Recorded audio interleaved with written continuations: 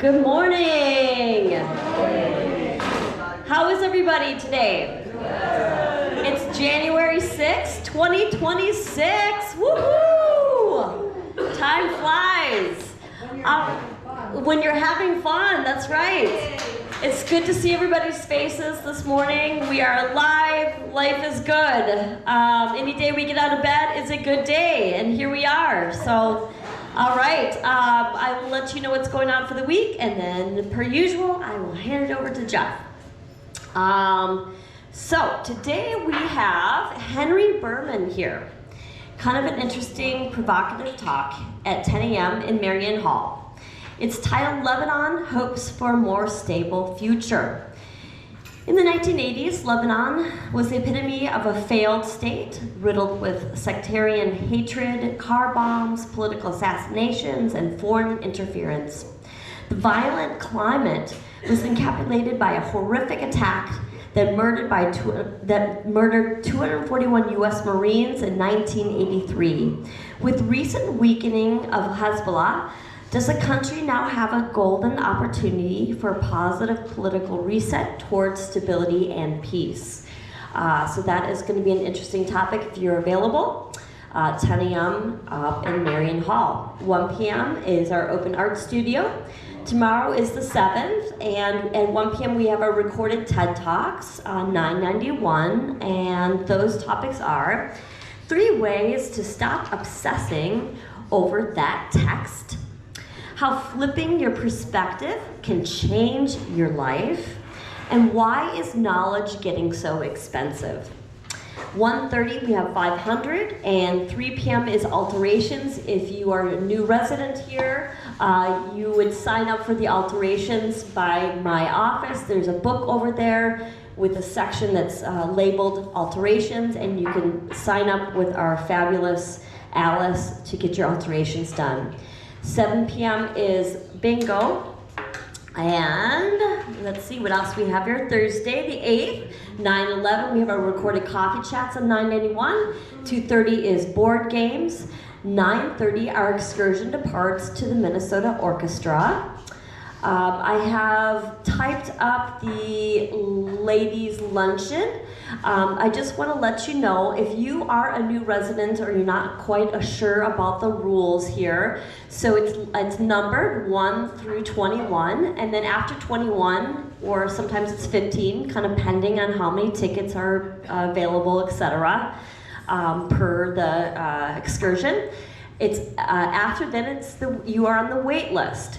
And then if people cancel, I go to the next person in line, and that is the person that has moved up, unless you make an agreement with someone and they take your place, which I'm okay with that. Just communicate with me that you've done that.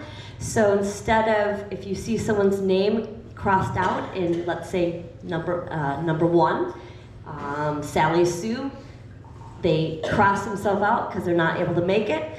You are not supposed to put your name above that. It really just goes in an order. So it would go, the next person in order would be moved up, unless you make an agreement with that person. And let's say you paid for the ticket and you guys have created some kind of situation where they're gonna pay you. Let me know, because I've had a few people come up to me and say, hey, I really wanted to go on such and such to Lexington, and I noticed that there's someone's name's crossed out, and I should have been the next person in line, and there's someone else that was put in there. So just let you, if you're confused about that, let me know, and I can explain it better. I hope that makes sense. Is there any questions on that one? Yes, ma'am. I just wanted to mention the last place we went to, the Pink something. The Pink Ivy? Yeah. They didn't have a reservation for the whole building. They had one reservation for Jillian. Nobody knew your last name. They had one reservation for Jeff, and so probably it would be good to let us know that in advance. Perfect. Okay, thank you. So Maxie was saying that the last time the reservation was under different names, and so when they went in there was some confusion. So I could work on that. Thank you. I can tell you the reason why that happens. Oftentimes I have to make a reservation now through modern times through like Open Table. and they will only allow you to make a reservation for 5 people. So in order for me to make a reservation, I have to put it under Jeff Evenson, Jillian Balzer, Kayla Hutchins, and so I have to make several reservations under different names because they will not allow me to make it under one email. So I have to use several emails, so it's much more tricky. And it's sometimes even hard to get a hold of someone. But that's interesting because I did speak with the manager there and let them know. So I don't know, maybe they weren't in that day because she was a little bit confused about. Oh, it was a she? Yeah. There was a gentleman. Okay. Well, but thank you. All right, so maybe what I'll do is I will let the van driver know. So thank you for bringing that to my attention. I can work on that for sure. But that gives you a little bit of an understanding if you go in there, if there's some confusion that's going to be under different names. So start with Jillian, then go to Jeff, and then go to Kayla. So, okay. All right, let's see. I'll keep on going. So I believe I was done with the excursions. I'll move on to Friday the 9th. 1 p.m. we have our coffee chats recorded. 1 p.m. bridge and poker. And 7 p.m. is our movie. And the movie is called August Rush. It's a musical. A musically gifted orphan runs away from his orphanage and searches New York City for his birth parents. On his journey, he's taken under the wing of a wizard, a homeless man who lives in an abandoned theater, and that is starring actually Robin Williams.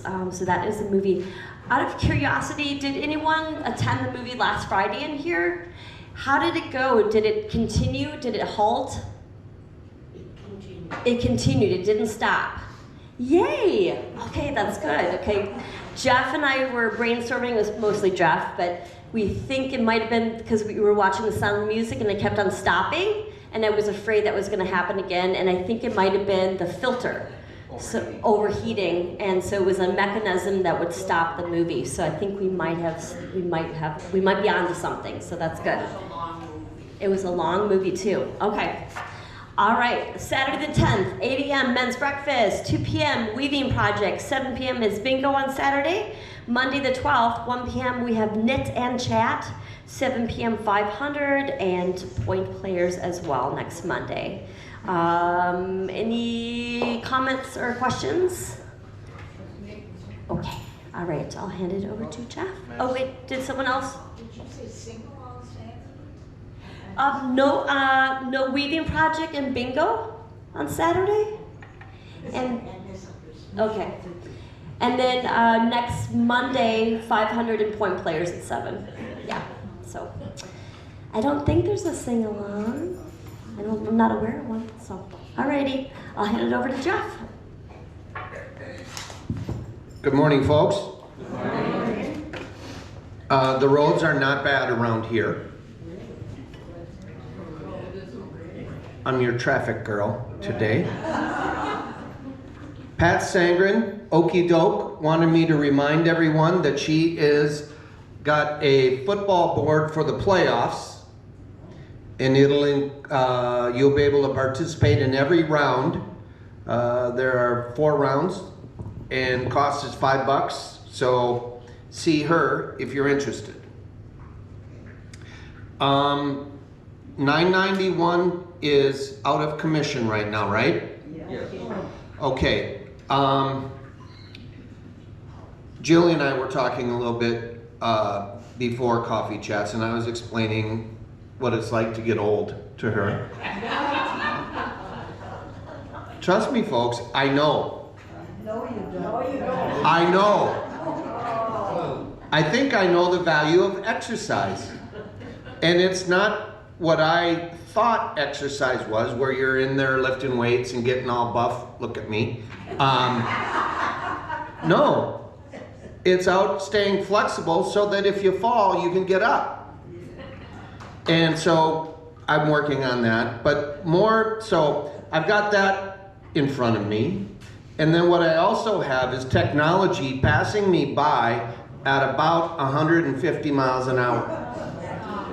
When I started here many moons ago, I was the authority on the technology. Now I'm not. I spent a good share of yesterday afternoon trying to figure out 991 where the problem was and all that. And I did have some suspicions.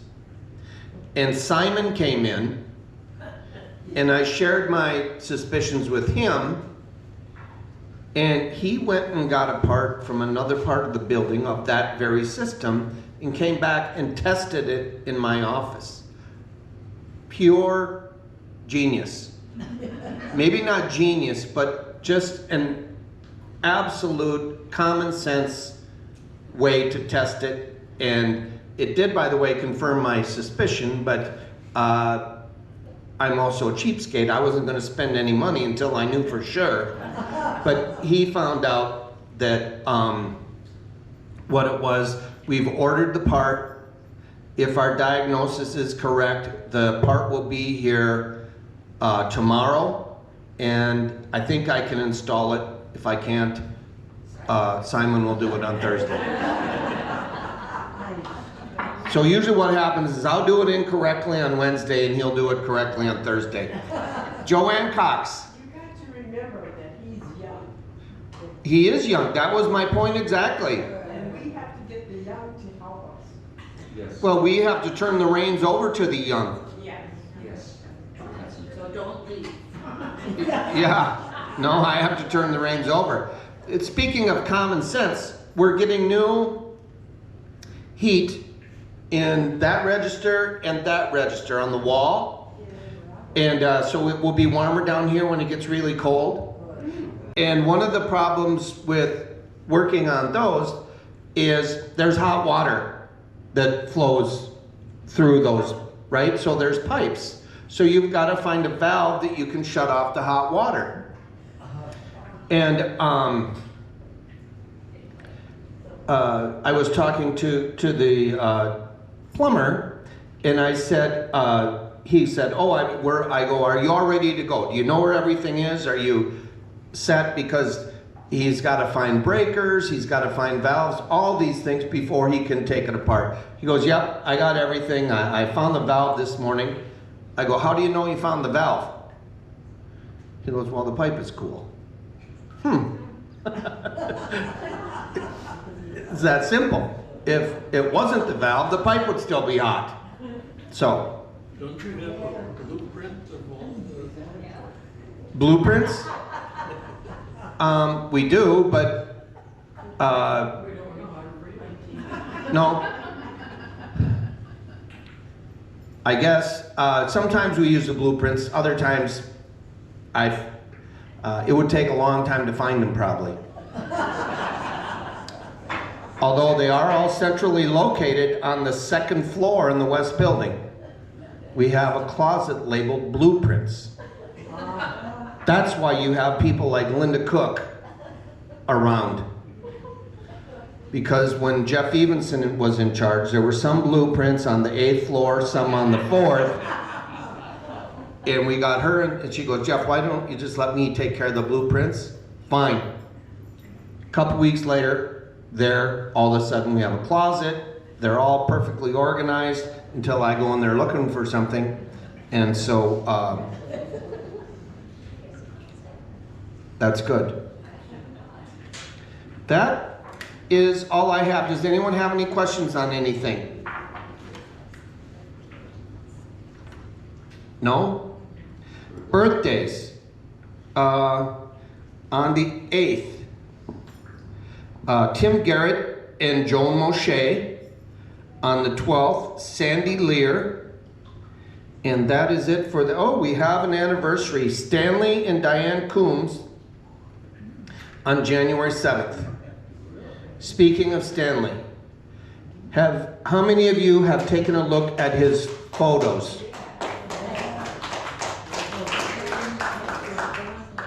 I don't know if they're world class or not, but those bad boys are stunning. Stunning. And his narrative is as stunning as the photos themselves. If you haven't seen them, they're down in the East Gallery. So interesting, so cool. You're looking into the mind of a crazy man in many ways. but he's not crazy. It's just really cool. You get a view of what he was seeing and all that stuff.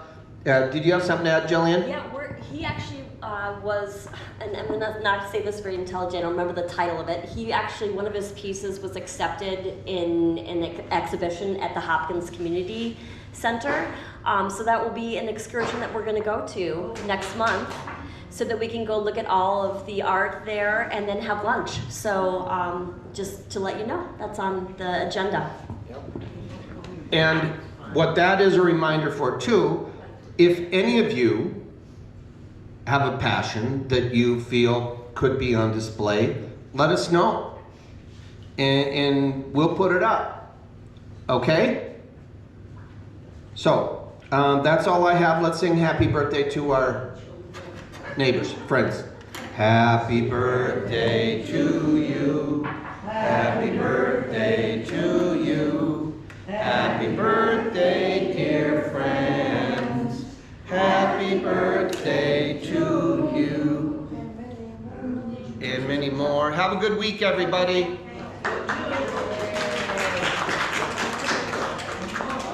Yeah, is this the New Year's resolution?